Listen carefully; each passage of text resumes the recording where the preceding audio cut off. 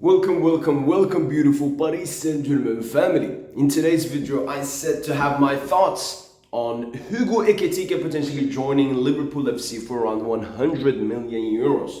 Me as a Paris Saint Germain fan, I'm someone that can talk about Ekitike, talk about why he so-called failed at PSG, why it didn't go so well, how he's gonna look at Liverpool, and just how good is he as a player. So, the first thing I remember from Ekitike was his season at Stade de Rennes. The season we bought him in for. He was, very great that season, showed great talent and mentality. He had that dog in him. And Ekitike is obviously a PSG fan. Like, he was a PSG supporter since he was young. So I remember he scored a big goal versus Marseille, celebrated it. And I definitely saw, this is someone that has the character and the talent to succeed at a big club like PSG. Because to succeed at a big club, it's not just about the talent. You gotta have some kind of character. Ekitike showed that. Then the summer transfer window comes. Paris Saint Germain are interested in him, but so are Newcastle United. I think Newcastle United even bidded more than PSG. So Stade de Rennes would rather accept Newcastle's bid. But Ekitike chose to go to PSG, where he was not going to be a starter. He was set to be a starter at Newcastle. And remember, they wanted to buy him before they got Alexander Isak. Alexander Isak was the plan B to Ekitike. I'm not saying that Isak is worse than Ekitike. No, I think Isak is a better player than Ekitike. But at that time, Newcastle were more interested in Ekitike. A lot of it obviously had to do with the price tag, with Isak being way more expensive, and so on. But he opted to go to Paris Saint Germain. Even though he would not have a starting role, obviously a lot of it was also the sentiment that he was a PSG supporter, but also Paris Saint Germain, one of the biggest clubs in the world. So he joined Paris Saint Germain, and it didn't go that well. He obviously joined when Paris Saint Germain had Messi, Neymar, Mbappe, and more. And it didn't go that well in that Galtier season. Ekitike got very limited minutes, and whenever he came on, especially towards the end of the season, he was completely out of confidence. Some reports came out that made the locker room hate on Ekitike even more. For example, he was mostly hanging around with the youngsters at PSG because he was extremely young, like 19. So he was sitting along with majority of the academy graduates. And one of the reports mentioned that he flexed his wage. He had a way higher wage. I think he had like 50K a week. They have maybe 3 to 5K a week. And he was flexing it. And that was one of the reasons, he wasn't that liked in the locker room and so on. But he always showed the talent. He always showed the hunger. And even though he was performing really bad, I wanted to see more of Ekitike at Paris Saint Germain, especially later on, knowing that Messi was going to leave, Neymar was going to leave, the future of Mbappe is uncertain. I was like, you know what? Let's put some stocks into Ekitike. Let's believe in him, because I believed in him. A lot of the PSG fan base did not, because obviously most football viewers do not understand how talent works and so on. Like, even when he was complete garbage, I was still like, people were saying he's garbage. I was like, I agree. This performance was garbage. Is he a garbage player? No. Is his future at PSG garbage? No. So, why did Ekitike leave Paris Saint Germain? Because that's our transfer window. When he left, Luis Enrique came in, and Ekitike was part of his preseason in Japan. And Ekitike was cooking. I remember he scored, we had a white shirt. It was probably against the Japanese side. I don't remember exactly which one. He scored a goal and performed really well. And I was like, yo, Ekitike under Lucho, we are cooking. Luis Enrique reports came out. Luis Enrique wants to keep Ekitike probably as a backup. And remember, that was the summer we bought in Gonçalo Ramos and Randal Kormani. So if we had kept Ekitike, one of them would not have been signed. But what happened? Ekitike and his camp were negotiating for an exit because Paris Saint Germain wanted Ekitike to be forced into the Frankfurt deal with Randal Kormani, which Ekitike didn't want to. He didn't want to be part of that deal. Nasser kept pushing. Ekitike got mad and so on.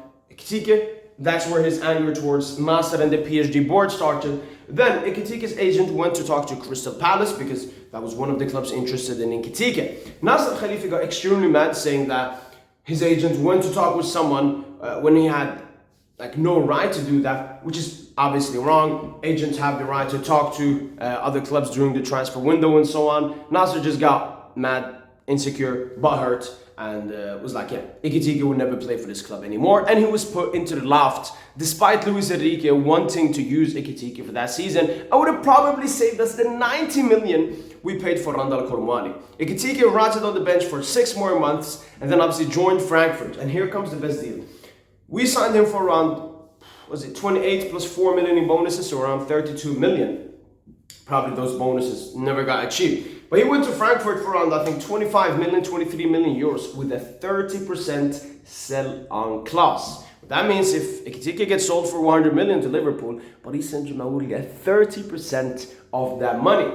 So economically, we have made a profit on the Ekitike deal. I mean, he will get sold 100% and we will make a good profit on Ekitike and so on. Obviously, joined Frankfurt, cooked with Marmoush, just cooked at Frankfurt. Is it something new? We have seen so many players, Andres Silva, Sebastian Haller, Jovic, Kostic, Rebic. We've seen so many players cook on extreme levels at Frankfurt. And, you know, Jovic joined Madrid, flop. Rebic joined Milan, basically a flop. Kostic joined Juventus, basically a flop. Haller went to West Ham, flop. Marmoush to City, obviously way of a drop down in his quality. He's shown some moments like that insane goal he scored, but it's not been that. So now the message to Liverpool fans. Should you guys feel excited? First of all, Ekitike, talk about his profile-wise. He's not a number 9. He's not a striker. You could still call him a number 9, but he's not like the traditional striker. He's not a target man. Ekitike is someone that can score and play make. He's not the best at goal scoring though. Like, I've seen a lot of people bring up his XG numbers and so on because, yeah, that is true. He's a bit similar to Sisco and Nunes, where they're not the most clinical attackers, but they're very great at movement. They're very great at creating moments that a regular traditional number 9 would not be able to create. So they still, you know, have a lot of threat. It's a bit like Nicholas Jackson. Nicholas Jackson is not the best goal-scoring player, but he has great playmaking, good goal scoring, and he's a heavy threat. Ekitike though, better goal scorer than Jackson. Tall, physical, extreme pace, extreme IQ, and very technical. So Ekitike is someone that will improve Salah and Luis Diaz if he stays game. The thing with Ekitike, I'm seeing a little bit of similarities to the Nunes signing. Obviously signed for an overpriced fee. Ekitike in 2025 is not worth 100 million because Frankfurt are so good at selling and Ekitike is a good talent. They're asking for that kind of money. We saw Nunes. I think if Nunes signed for Liverpool for 50 million, his time at Liverpool would have gone better. I think if Randal Kolomani signed to PSG for 50 million, his time would have gone better. We have seen throughout history that a too high of a price tag can affect the players' performances and so on. I mean, look, if Isak is available for, I've seen 120, but let's say 150, put that 50 instead on Isak. I don't know why Liverpool don't want to do that. I would rather, sell Endo for like a cheeky 15, 20 million to finance the Isak deal than get Ekitike. That's my opinion. I think Isak, you don't have to wait. Better goal scorer, can give you more. Ekitike, it is as Arsenal fans call it, a process player. I don't think he will hit the ground running. I think he can get in between 15 to 17 goals, a bit similar to Nunes and so on. But young, talented, hungry, great mentality. Can still be a very good transfer. So obviously an upgrade on the players that Liverpool have at the moment in that position. But honestly, I would rather opt for Isak if I was a Liverpool fan. That's just my opinion. Obviously, Premier League proven and consistently proven. You know, Ekitike, this is like his first full season balling, even though he was performing as well in the 6 months previous at Frankfurt and then in his time at Stade de Reims. Isak has showed is way more ready as well. And Ekitike, as I mentioned before, he can be a bit immature. He has a great mentality. Like, he really wants to win. He really wants to be that superstar. He has a little bit of an ego and everything. Sometimes he can become a bit immature. Sometimes the ego can be a bit too big. So those are stuff that Liverpool fans also have to take in. There are a lot of positive stuff about Ekitike, but when you add in the 100 million transfer price, when you add in that Liverpool want to win the Premier League once again, you know, Ekitike will have to be really good. But if you pair him up, obviously you have Wirtz as the 10, Salah and Diaz on the wings, and Ekitike up top, that can look very scary. Especially because Liverpool play in a transition football. Ekitike is rapid. Ekitike can score goals. Ekitike can play make.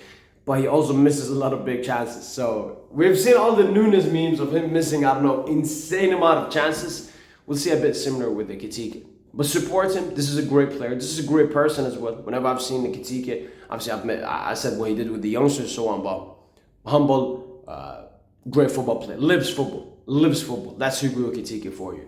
And take care of him. I mean, he's a Parisian, ex-PSG player. Would love to see him cook in the Premier League.